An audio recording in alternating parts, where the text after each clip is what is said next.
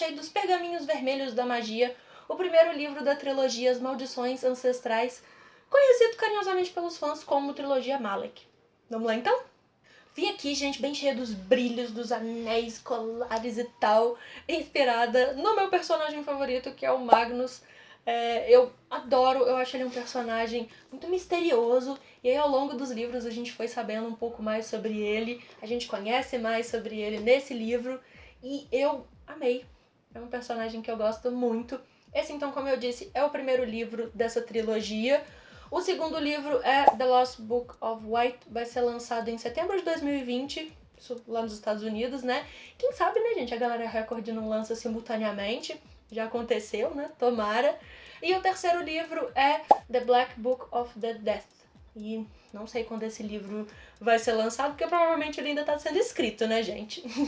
Vou contar aqui um pouco do que acontece nessa história e se você não conhece, né, não leu nenhum dos livros ainda, você consegue ler esse livro e entender, mas para eu poder fazer a resenha, gente, eu vou ter que contar algumas coisas que são spoiler dos outros livros.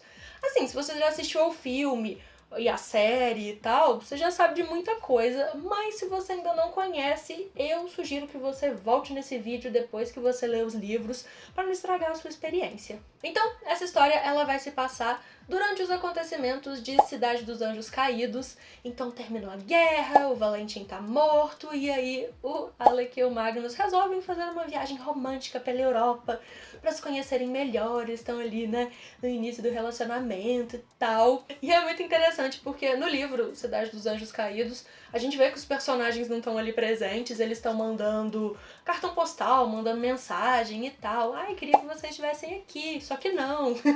E eles estão ali, né, no início do relacionamento, se conhecendo, cheio de preocupações, de medos, de receios.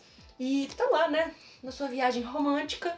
E o Magnus fica sabendo que talvez ele tenha fundado um culto chamado A Mão Escarlate em adoração ao Asmodeus, que é um demônio maior, é um dos príncipes do inferno, e ele não lembra disso, ele não tem memória nenhuma desse acontecimento. Ele lembra vagamente de uma conversa que ele teve com um amigo feiticeiro, o Ragnarfell, falando de zoeira, de brincadeira, de fazer um culto assim.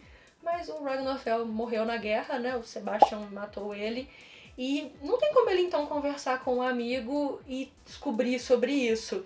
Então eles vão ter que abandonar a viagem romântica pra tentar descobrir quem é o líder desse culto agora e o que está acontecendo, se ele realmente estava envolvido. Eles descobrem que tem várias fadas sendo mortas e com sangue de fada você consegue invocar demônios maiores, então a situação tá bem complicada. O livro ele é narrado de forma alternada em cada capítulo, ora pelo Magnus, ora pelo Alec, e isso é bem interessante porque, primeiro, deixa a gente morrendo de curiosidade, você não consegue parar de ler o livro porque você quer saber o que está acontecendo, né, o que vai acontecer a seguir.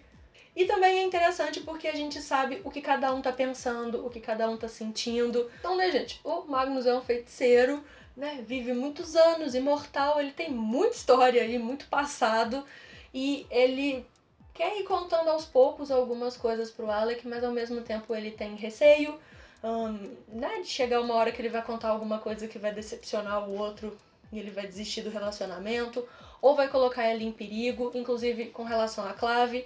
Né, relacionamento entre membros do submundo e caçadores de sombras não é muito bem visto, nem por um lado nem pelo outro, ainda mais um relacionamento homoafetivo, então é bem complicado.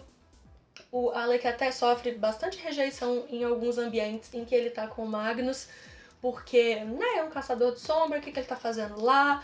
Mas aos poucos essas pessoas vão conhecendo ele melhor e vão entendendo como ele é uma pessoa incrível. O Alec é maravilhoso, gente, ele é muito gentil. Ele vê alguém em perigo, ele corre pra salvar, e aí não importa se é fada, se é feiticeiro, se é lobisomem, se é mundano, quem é. E isso ele tem em comum com o Magnus.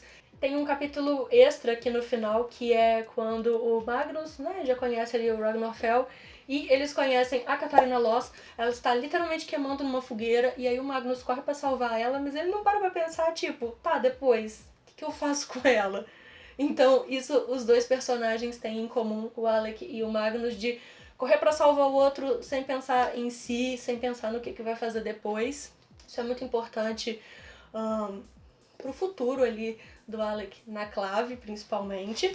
Tem uma passagem aqui que o Alec tá conversando com umas outras personagens e comentando da necessidade da Clave mudar de dentro, mudar os membros, mudar as leis, mudar as regras, para eles não serem tão preconceituosos, principalmente com os membros do submundo, né? Não encarar eles sempre como uma ameaça, sempre como os vilões, os errados, aquela coisa, né? Bate primeiro, depois pergunta. E eu achei muito interessante porque é bem parecido com um discurso que o Julian Blackthorne tem, né, nos Artifícios das Trevas, então é lá na frente, é bem depois da guerra e tal. E eles pensam coisas semelhantes em momentos diferentes, então o lema da família Blackthorne é Lex Mala Lex Nulla, quer dizer, uma lei ruim não é uma lei, e ele tem o mesmo pensamento sobre a necessidade de ter mudança, principalmente motivado, né, por causa das fadas, por causa dos irmãos dele, né, o irmão e a irmã. Então é bem interessante, achei bem bacana ter esse paralelo. Diga de passagem, gente, nesse livro tem vários personagens que já apareceram em outras histórias, em outros livros. Vou aqui destacar alguns pra vocês. Outros são personagens novos, então a gente tem, por exemplo, a Tessa Herondale, o Johnny Hook, a Hypatia Vex, não sei como fala o nome dela, o Barnabas Hale, a Aline Penhallow e a Ellen Blackthorne, elas se conhecem ali. A gente tem também o Leon Verlac, que não é um personagem que a gente já conhece, mas eu destaquei por causa do Sebastian Verlac. Inclusive eu coloquei aqui no blog um texto, né, que a Cassandra Clare escreveu sobre como que o Sebastian se aproximou ali da família. Outra coisa, quem tiver interesse em conhecer mais sobre o universo dos Caçadores de Sombras, sobre os livros, sobre as novidades, não deixem de seguir o IdrisBR, que é um fansite maravilhoso. Eles, inclusive, quando tem algum cupom de desconto ou algum desconto, alguma promoção de livros, eles sempre postam, então tá aí no Twitter, no Instagram, e eles têm o site, vale a pena conferir. Tudo quanto é coisa traduzida tem por lá, né, de informação. A gente tem também a Jin Jung. Com certeza eu falei o nome dela errado. Gente, ela é uma coreana, personagem nova. K-pop chegou aqui também. Com certeza eu falei errado, mas né, relevem. A gente tem também os Vampiros de Nova York, o Elliot, a Lily e o Rafael Santiago. E ele também tá arrasado, porque ele era muito próximo do Ragnar Fell. E ele tá ali também meio perdido com a morte.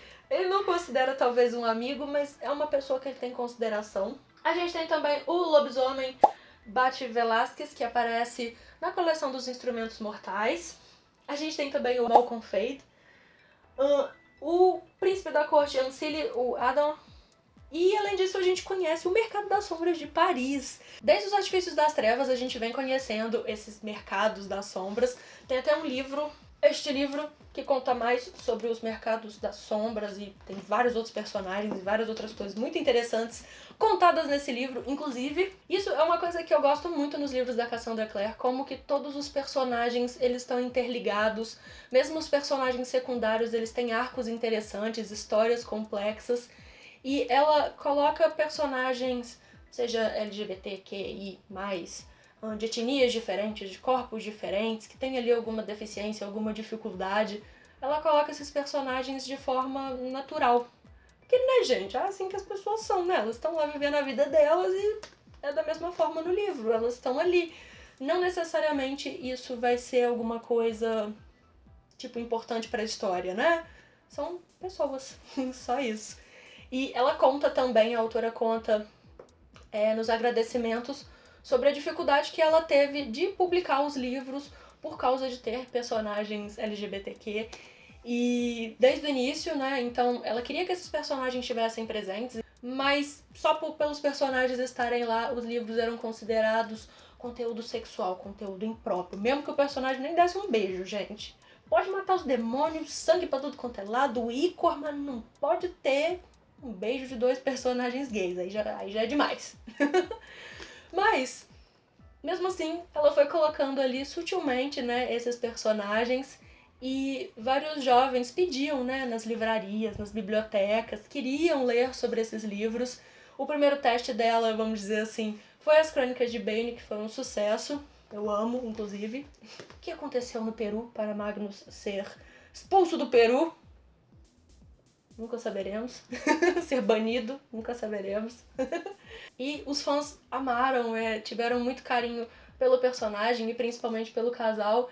E meio que esse amor todo dos fãs é que conseguiu dar vida a este projeto maravilhoso. E aí aqui a gente vai ter mais sobre os dois juntos, sobre o relacionamento dos dois. Eu acho que o próximo livro deve se passar pela sinopse, assim, por alto eu entendi que deve ser durante o conto da Academia dos Caçadores de Sombras, então é lá pra frente, os livros não vão ser sequenciais, né, então não é tipo no ano seguinte, pelo que eu entendi, e eu tô doida pra ver mais, pra ler mais e saber mais sobre a Mão Escarlate, sobre o que aconteceu, sobre o relacionamento dos dois, e esse livro, gente, é apenas incrível, ele é mais do que eu esperava até, e eu tô apaixonada, gente. Eu amo. Malek é incrível.